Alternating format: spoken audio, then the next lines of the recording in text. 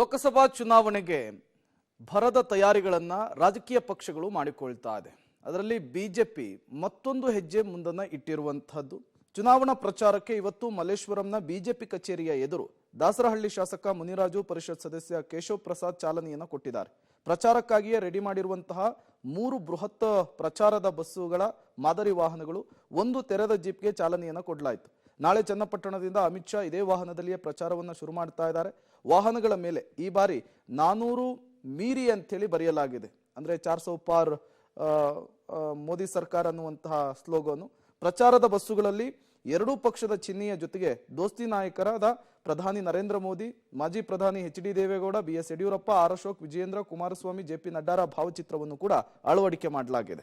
ಪ್ರಚಾರ ಕಣ ರಂಗೇರಿದೆ. BJP JDS ಮೈತ್ರಿಯಾಗಿರೋ ಹಿನ್ನೆಲೆಯಲ್ಲಿ ಪ್ರಚಾರ ವಾಹನಗಳನ್ನು ಕೂಡ ವಿಶೇಷವಾಗಿ ಸಿದ್ಧಪಡಿಸಿ ಪ್ರಚಾರ ಕಣಕ್ಕೆ ಬಿಟ್ಟಿದ್ದಾರೆ.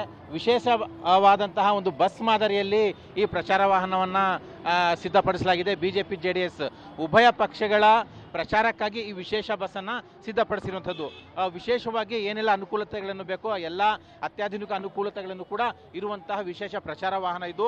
ಮುಖ್ಯವಾಗಿ ವಿಶೇಷವಾಗಿ ಗಮನಿಸಬೇಕಾಗಿರುವಂಥದ್ದು, ಮೈತ್ರಿ ಆಗಿರೋ ಹಿನ್ನೆಲೆಯಲ್ಲಿ ಕಮಲ ಮತ್ತು ತೆನೆ ಎರಡೂ ಚಿಹ್ನೆಗಳನ್ನು ಕೂಡ ಈ ಒಂದು ಬಸ್ನಲ್ಲಿ ಹಾಕಿದ್ದಾರೆ. ಅಷ್ಟೇ ಅಲ್ಲ, ಉಭಯ ಪಕ್ಷಗಳ ನಾಯಕರುಗಳ ಒಂದು ಭಾವಚಿತ್ರಗಳನ್ನು ಕೂಡ ಇಲ್ಲಿ ಹಾಕಿರುವಂಥದ್ದು. ಪ್ರಧಾನಿ ಮೋದಿಯವರ ಭಾವಚಿತ್ರ ಮೊದಲಿಗೆ ನೋಡ್ತಾ ಇದ್ದೀವಿ. ಅನಂತರ ಇಲ್ಲಿ 4-6 ಬಿಜೆಪಿ ಜೆಡಿಎಸ್ ನಾಯಕರ ಭಾವಚಿತ್ರಗಳಿದ್ದಾವೆ.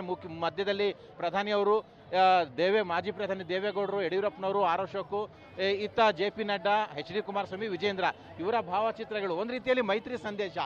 ಎರಡೂ ಪಕ್ಷಗಳ ನಾಯಕರು ನಾವು ಸಮ್ಮಿಲನಗೊಂಡಿದ್ದೀವಿ, ಈ ಜೋಡಿಯಾಗಿ ಜಂಟಿಯಾಗಿ ಚುನಾವಣೆ ಎದುರಿಸ್ತಾ ಇದ್ದೀವಿ ಅನ್ನುವಂಥ ಒಂದು ಸಂದೇಶ.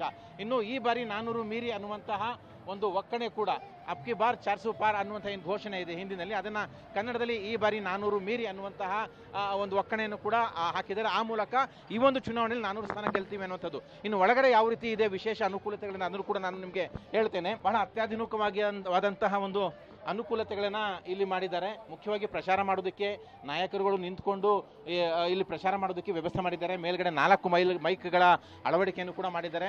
ಇಲ್ಲಿ ಮಧ್ಯದಲ್ಲಿ ನಿಂತ್ಕೊಂಡು ಪ್ರಚಾರ ಮಾಡುವಂಥದ್ದು ವಿಸ್ತಾರವಾಗಿ ಜನರು ಕೂಡ ಕಾಣಿಸುವ ರೀತಿಯಲ್ಲಿ ಇದನ್ನು ಸಿದ್ಧಪಡಿಸಿದ್ದಾರೆ. ಇನ್ನು ನಾಯಕರುಗಳು ರೆಸ್ಟ್ ತೆಗೆದುಕೊಳ್ಳೋದಕ್ಕೂ ಕೂಡ ಒಂದು ವಿಶೇಷವಾದಂತಹ ಕೊಠಡಿಯನ್ನು ಈ ಬಸ್ಸಲ್ಲಿ ರೂಪಿಸಿರುವಂಥದ್ದು, ಅದನ್ನು ಕೂಡ ನಾನು ನಿಮಗೆ ತೋರಿಸ್ತೇನೆ. ಇದು ವಿಶೇಷವಾದಂತಹ ಈ ಪ್ರಚಾರ ವಾಹನದಲ್ಲಿರುವಂತಹ ವಿಶೇಷ ಕೊಠಡಿ. ಲೀಡರ್ಗಳು ರೆಸ್ಟ್ ತೆಗೆದುಕೊಳ್ಳೋದಕ್ಕೆ ವಿತ್ AC ಫೆಸಿಲಿಟೇಟೆಡ್ ಇರುವಂಥದ್ದು. ಜೊತೆಗೆ ಒಂದು LED TV ಕೂಡ ಇಲ್ಲಿ ಅಳವಡಿಕೆ ಮಾಡಿದ್ದಾರೆ.